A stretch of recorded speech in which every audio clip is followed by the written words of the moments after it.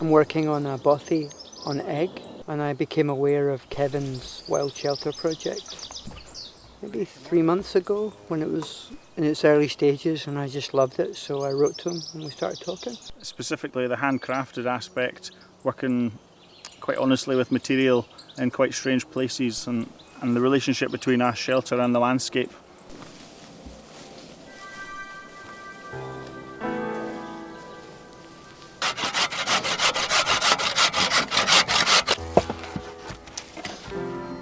It was interesting to hear the collaboration with the Bothy project and look at some of their early sketches. It was quite inspirational.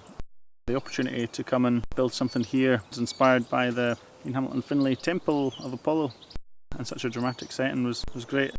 I think when you're suddenly transported into the city every single day, there's just a part of you that wants to get out and do something a bit more adventurous. I've got a real passion for design, modelling and prototyping, so that coupled with a sort of love for the outdoors, and been developing walking routes in the past, and lived in a little village up on the west coast, so it's quite a multifaceted thing. It's always built in a day, and yet Kevin goes to a lot of effort to think through and draw plans and have, in a sense, a whole other version of it, a concept that's quite thought through. And get my friends out and have an excuse to go out and drink a beer as well.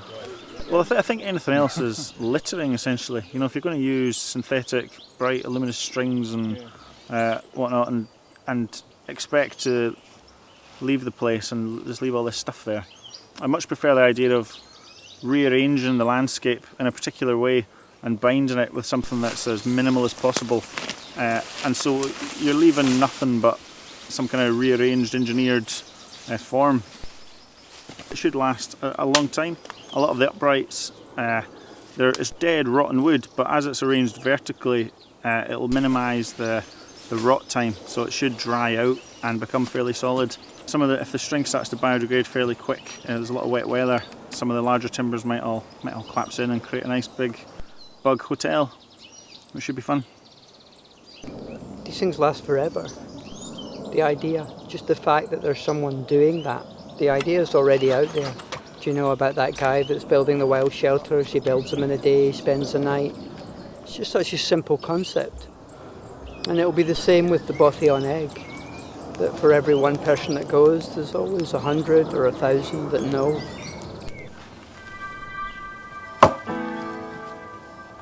I always joke with Kevin that he's an artist, an architect in this case, because it's such a sort of quixotic project.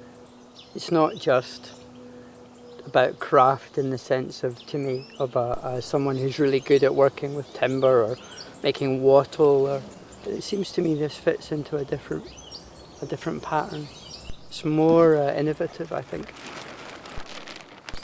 So it's about an authenticity that will touch people, and that's what I feel about it. That that's not done by working in stone or making a claim on time or on popularity.